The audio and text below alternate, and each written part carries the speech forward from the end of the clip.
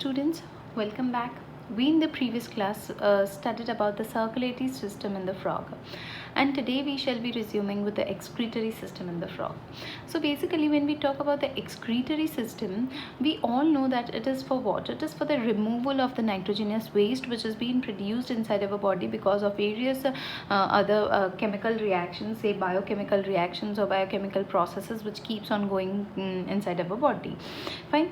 Now we shall just have a look. It's a very easy thing. It will be very easy for you to understand and remember. When we talk about the excretory system in the frog, we shall just begin with understanding of the various organs which are involved in the excretory system and the function it performs. So basically the very first organ or the part that we can see of the excretory system is nothing but we can see two kidneys over here. Fine. So basically kidneys are the first organ. Those are paired structures. Those are 2 in number. Reddish brown होते हैं ये. Fine. Kidneys जो होती है वो reddish brown colour की, आप बोलो पिंकिश कलर भी बोल सकते हो, रेडिश ब्राउन कलर की होती है. बीन शेप्ड या फिर हम बोल सकते हैं ओवल शेप की होती है. Fine. Lateral side of the vertebral column, और उसका लोकेशन कहाँ है? लेटरल मतलब में साइड में ऑफ द वर्टेब्रल कॉलम. जैसे कि बीच में वर्टेब्रल कॉलम होता है और एग्जैक्टली बीच में क्या होता है? तो वर्टेब्रल कॉलम होता है, और ये जो वर्टेब्रल कॉलम होता है इसके आजू बाजू क्या होता है? तो होती है किडनीज. फाइन. नाउ किडनीज का फंक्शन क्या होता है? Obviously urine formation, preparation of the nitrogenous waste, yes, taking the nitrogenous waste or forming the nitrogenous waste, concentrating the nitrogenous waste from the blood, and that is basically it does the filtration of the blood and wherein it forms the urine. अब जब हम बात करेंगे तो इधर से ऐसे small tube like structure निकलते हैं. फाइन. किडनीज में से स्मॉल ट्यूबुलर स्ट्रक्चर्स रिलीज होते हैं और फिर एक कंप्लीट पाइप लाइक स्ट्रक्चर बनते हैं. तो those pipe like structures which emerges from the kidney, the tubular structures are nothing but the ureters. उनको क्या बोलेंगे? यूरेटर्स. हर एक किडनी में से एक एक यूरेटर निकलता है. मतलब ये यूरेटर भी कैसे हैं? पैड है. Pad tube like structures which emerges from each kidney. Fine. And what is its function? Obviously उनका फंक्शन कुछ नहीं होता. ये जो किडनीज में यूरिन फॉर्म होता है उसको ट्रांसफर करने का काम किसका होता है? तो यूरेटर्स का होता है. Fine. So those are also pair tubular structures. Now from this when we talk about the next part, you can see that this ureters end up in nothing. Suppose this is the rectum. Fine. And then on we have cloaca. फिर हमारे frog के अंदर क्या देखने को मिलता है? We have cloaca. Fine. तो ये जो क्लोएका होता है उसके अंदर ये ओपन करती है. अब क्लोएका का लास्ट ओपनिंग को हम क्या बोलेंगे? Cloacal aperture. फाइन. सो सबसे पहले हम ये क्लोएका देखेंगे. तो एक्सक्रीटरी सिस्टम जो होती है, ये पूरी जो सिस्टम होती है वो एंड अप कहाँ पे होती है? तो क्लोएकल एपर्चर पे. तो हम ऐसा लिख सकते हैं कि क्लोएकल एपर्चर पे ये, या तो फिर क्लोएका भी हम लिख सकते हैं. क्लोएका में ये पूरी एक्सक्रीटरी सिस्टम खत्म होती है. फाइन. अब ये जो यूरिन है उसका हम पहले वो पढ़ेंगे. जैसे कि फर्स्ट होती हैं किडनीज, किडनीज से होती हैं यूरेटर्स, यूरेटर्स से हम बाद में पढ़ेंगे यूरिनरी ब्लैडर. जो थर्ड पार्ट है उसको हम बोलेंगे यूरिनरी ब्लैडर. ये जो यूरेटर्स है जो यूरिन लेके आता है वो यूरेटर्स कहाँ जॉइंट होते हैं? तो भाई यूरिनरी ब्लैडर में. अब ये जो यूरिनरी ब्लैडर है ये बाइलोब्ड स्ट्रक्चर जैसा होता है. जैसे कि ये देख सकते हैं हम ऐसे बाइलोब्ड जैसा होता है. फाइन. सो बेसिकली ये बाइलोब स्ट्रक्चर है. फिर इट स्टोर्स यूरिन. ये जो भी यूरिन ये किडनी में से आता है और ये यूरेटर लेके आता है वो सारा का सारा यूरिन कहाँ स्टोर होता है? तो भाई यूरिनरी ब्लैडर में स्टोर होता है. अब ये कैसा होता है? Thin walled. ये जो है थिन वॉल होती है. थिन वॉल होती है मतलब में वो एक्सपांड कर सकता है ventrally vertically to the rectum. Fine. Vertically नहीं आएगा, वेंट्रली आएगा. That is it is located ventrally to the rectum. तो रेक्टम के आगे, वो जो रेक्टम होता है उसके ऊपर जैसे आगे होता है ये, उसके ऊपर जैसा होता है ये यूरिनरी ब्लैडर. सो बेसिकली हम बात करें तो किडनीज में यूरिन फॉर्म होता है. वो यूरेटर्स लेके, यूरेटर्स किसको ज्वाइन करती है? यूरिनरी ब्लैडर को ज्वाइन करती है.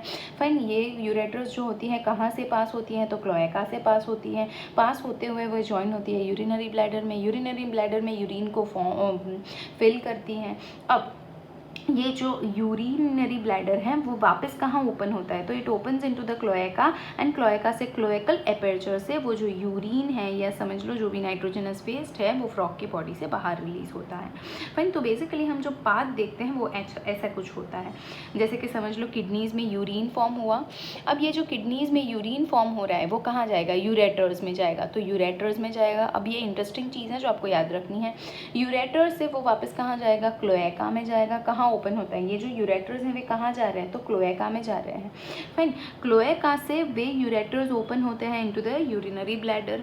फाइन, क्लोएका से होते हुए जाता है वो यूरिन जो है, यूरिन की हम जब बात करते हैं तो यूरिन किडनी से होके यूरेटर्स से होके क्लोएका में जाता है।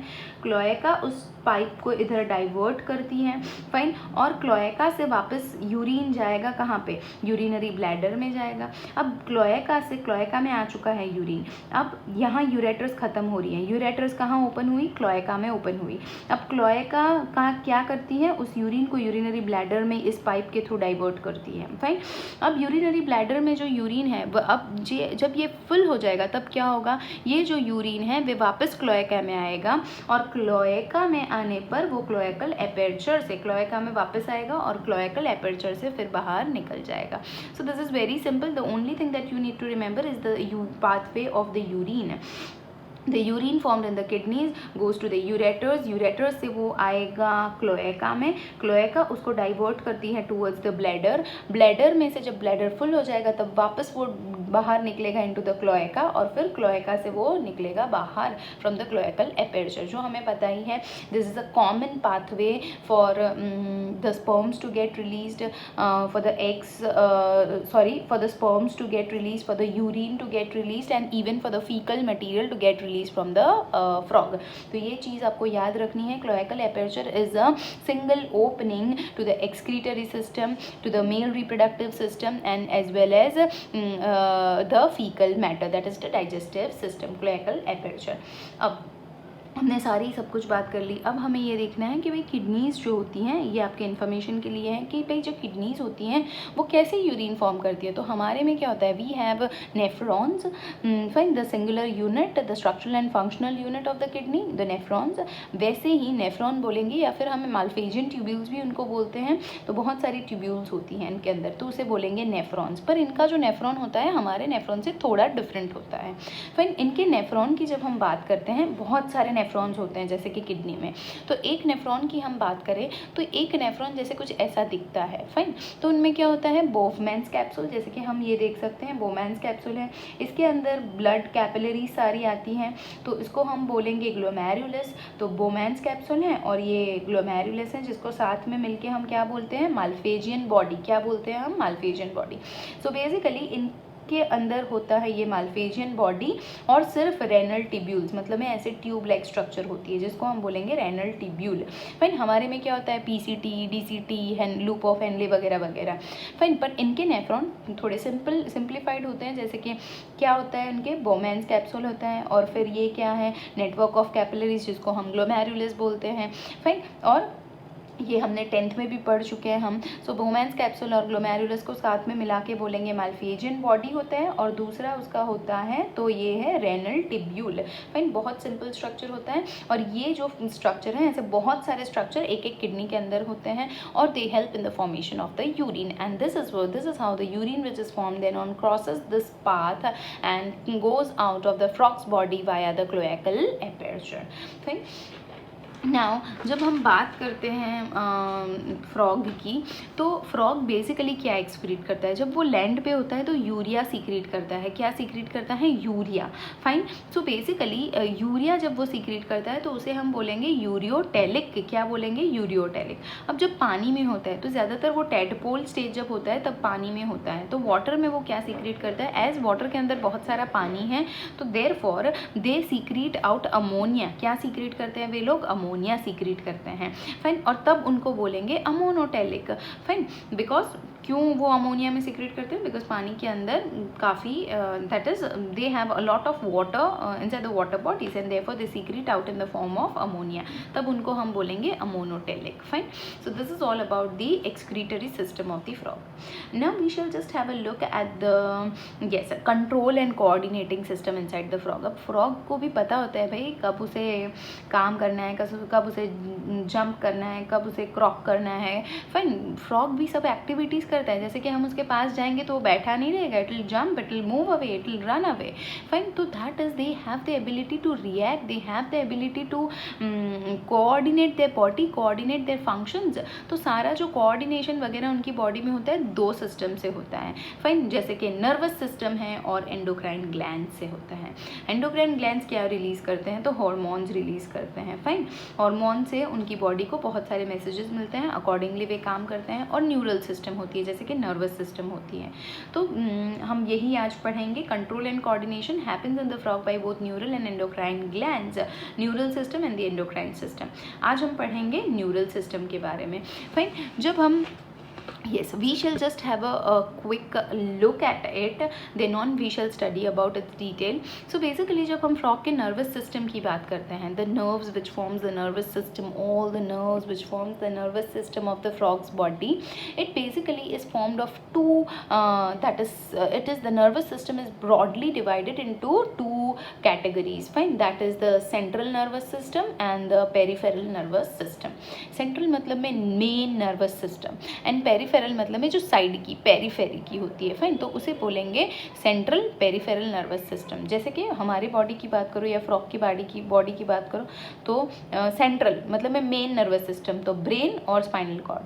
और ब्रेन में से निकलने वाली नर्व्स और स्पाइनल कॉर्ड में से निकलने वाली nerves, this comprises of what? This comprises the peripheral nervous system. Fine. तो ब्रेन में से निकलने वाली सारी नर्व्स और स्पाइनल कॉर्ड में से निकलने वाली nerves, it forms the peripheral nervous system. So basically frog में भी यही सिस्टम होता है, central and peripheral nervous system. Central मतलब में it includes the brain and the spinal cord. बराबर. ब्रेन होता है और स्पाइनल कॉर्ड. जैसे कि हमारा ब्रेन है और पीछे हमारा स्पाइनल कॉर्ड है, वो है हमारी central main nervous system. Fine. वही मैसेज देती है भाई ये करो, वो करो, भाग जाओ, लिखो, रन करो, सोचो. बराबर. तो सेंट्रल नर्वस सिस्टम है ब्रेन और स्पाइनल कॉर्ड. अब पेरीफेरल मतलब में, पेरीफेरी का मतलब होता है साइड. बराबर. साइड में. तो जो पूरे बॉडी को, जैसे कि ब्रेन और स्पाइनल कॉर्ड होगा तो फिर जैसे कि हैंड्स हैं तो उनको कैसे मैसेज मिलेंगे कि भाई आपको विड्रॉ करना है या आपको टच करना है? तो भाई कोई कनेक्टिंग नर्वस सिस्टम तो चाहिए. तो वो कनेक्टिंग सिस्टम जो होती है, साइड की जो नर्वस सिस्टम होती है, उसे बोलेंगे पेरीफेरल नर्वस सिस्टम. अब ब्रेन में से निकलने वाली नर्व्स, ब्रेन किससे कवर्ड होता है? क्रेनियम से. सो ब्रेन में से निकलने वाली नर्व्स को बोलेंगे क्रेनियल नर्व्स. क्या बोलेंगे? Cranial nerves. वैसे ही स्पाइन में से निकलने वाली नर्व्स को बोलेंगे spinal nerves. Fine. So cranial nerves and spinal nerves जो ब्रेन में से निकल रही हैं और जो स्पाइनल कॉर्ड में से निकल रही हैं, ये दोनों मिला के बनाता है पीएनएस, पेरीफेरल नर्वस सिस्टम. तो क्रेनियल नर्वस सिस्टम कितनी होती है? तो 10 पेयर्स. 10 पेयर्स मतलब में suppose 1 pair, second pair, third pair, fourth pair, ऐसे करके कितनी पेयर्स होती हैं? 10 पेयर्स ऑफ क्रेनियल नर्व्स. 10 ऐसी नर्व्स हैं जो ब्रेन में से इमर्ज हो रही हैं. 9 पेयर्स ऑफ नर्व्स ऐसी हैं, first pair, second pair, third pair, fourth pair. बराबर. Because the body is bilaterally divided, so that is there need to be pairs. Fine. So basically spinal nerves कितनी होती है? तो 9 pairs मतलब में 18 and cranial nerves total कितनी होगी? 20, क्योंकि pairs की बात करें तो. अब जो पीएनएस है, पेरीफेरल जो नर्वस सिस्टम है, ये वाली जो सारी नर्व्स मैंने ड्रॉ करके रखी हैं, वे फर्दर डिवाइडेड है. The peripheral nervous system is further divided, SNS and ANS, somatic nervous system and autonomic nervous system. Fine. ये समझना भी ज़रूरी है. सोमेटिक नर्वस सिस्टम मतलब में, जो सोमेटिक का मतलब होता है अपने नॉर्मल बॉडी के जो सेल्स होते हैं उसको हम बोलते हैं सोमेटिक का. तो सोमेटिक नर्वस सिस्टम क्या होती है? जो हमारे वॉलंटरी ऑर्गन्स को कंट्रोल करती है. मतलब में इनमें ऐसी नर्व्स होती हैं, दोनों मिला के ऐसी नर्व्स होती हैं जो हमारे वॉलंटरी ऑर्गन्स को कंट्रोल करती है. वॉलंटरी ऑर्गन्स मतलब में कैसे ऑर्गन्स? जिनको हम जब चाहें तब काम करवाएं, तो उसे हम बोलेंगे वॉलंटरी ऑर्गन्स. जैसे कि हम हार्ट को कंट्रोल नहीं कर सकते, हार्ट को बीट करने से रोक नहीं सकते कि भाई थोड़ी देर के लिए बंद हो जाओ, नहीं. तो that is it comes into autonomic. Fine. Autonomic जो खुद से काम कर रही है. सो बेसिकली जैसे कि आप समझ लो, हम बात करते हैं अपने मसल्स की, तो मसल्स जब हम चाहें तब मूवमेंट करते हैं, तो ये जो मसल्स को कंट्रोल करने वाली जो नर्व्स हैं समझ लो, फाइन, तो वो किस में आएगी, इनटू सोमेटिक नर्वस सिस्टम।